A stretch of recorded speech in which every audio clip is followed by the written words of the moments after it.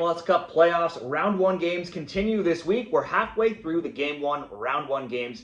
We still have 4 more to go. We got 2 on Monday, 1 on Tuesday, and 1 on Wednesday, as this first round of matches is spread across basically an entire week here. So let's cover the final 4 games to wrap up the Game 1 MLS Cup Playoffs predictions. If you want more picks throughout the MLS Cup Playoffs and other leagues as well, give the video a like and subscribe to the channel to stay tuned for more videos. First up on Monday, it's Cincinnati, the 2nd seed in the East, against Columbus, the 7th seed. This hell is real rivalry will take center stage here in round 1 on Monday night, as Cincy hasn't won any, though, of the last 3 meetings, which includes a 1-1 draw and 4-2 loss this season between these teams. But this season has been better overall for Cincinnati. They are 2nd in the East. They also come in with a solid form, being undefeated in 5 games at 4-1-0. Their last 2 matches were a 1-0 and 3-0 wins, so confidence should be high for them right now. Brenner had a goal last game. He has a shot on target or more in 4 of the last 5. Also has goals in 3 of 5.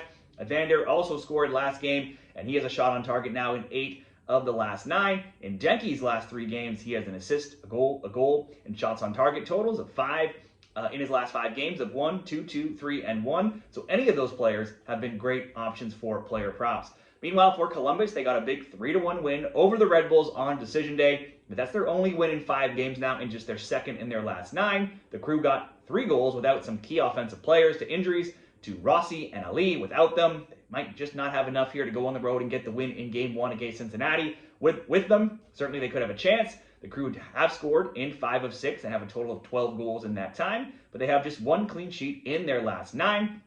They did get Zawadzki back on defense, and that should help. Head coach Wilfred Nancy has said he's still monitoring Rossi's hamstring injury. That would be a big get back if they can get him back in the lineup. He could have possibly played on decision day. That sounds somewhat hopeful. So this could be a good both teams score game if we get a full Rossi, but it's too soon to tell right now. I would give the edge to Cincinnati at home here versus the Crew team that's been stumbling. Cincinnati rarely wins big. Wouldn't expect it to be by multiple goals. 16 of their 20 wins this season have come by just 1 goal. Let's go for the Cincinnati win here at home in this hell is real rivalry. That one looks to be about plus 140 odds.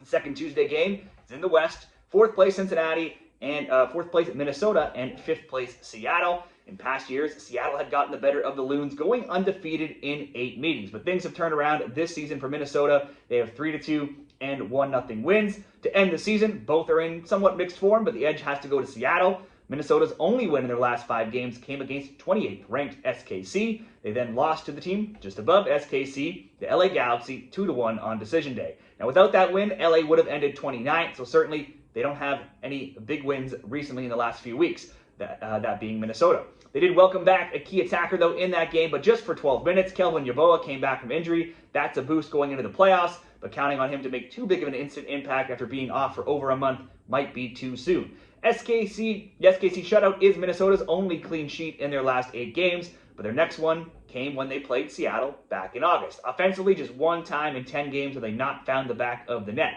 Let's switch it to Seattle here, who were scorching hot all the way through the Leagues Cup and eventually won the title. They then went winless in 4 games, but to end the year, they have wins now of 1-0, 1-0, and 2-1. In each of their last 10 games, they've scored, but they will be without a key player in Pedro de la Vega, who's been recently injured.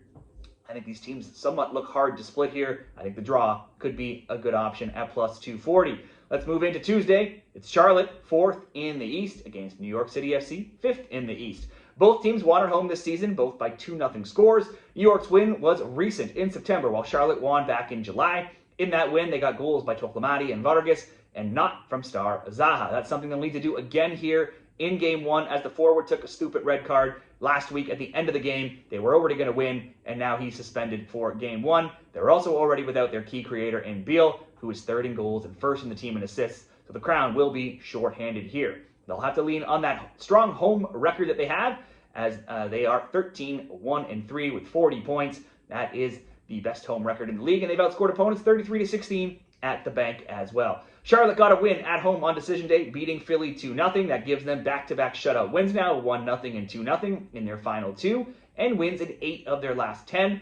Oddly, the 2 losses did come, though, to weaker teams like Montreal and DC. While Charlotte are missing some key players, they get a New York team that should have all of their stars in the lineup, but one that has lost 2 straight and 3 of 4. Their one win came versus a non-playoff team in the New York Red Bulls in that rivalry game. while they lost to Miami, Philly, and Seattle. New York has scored just 4 goals in 4 games. They have just one clean sheet in 8, but it did come against this Charlotte team. So these teams, again, sort of look hard to split, possibly a draw. You have Charlotte playing at home, but they are missing their stars. So maybe a draw or the under. Let's go for another draw, plus 250. These are both games here between Minnesota, Seattle, Charlotte, and New York, I think have good draw potential. And even if we only hit one of them, you would still turn a profit. LAFC and Austin rounds out the round 1, game 1 games on Wednesday. LAFC, 3rd in the West. Austin, 6th in the West. These teams didn't play on decision day, but they did play just 2 games back during the international break. Both had players missing. LAFC had both of their stars, Bouanga and Son, away. That saw Austin get a 1-0 win.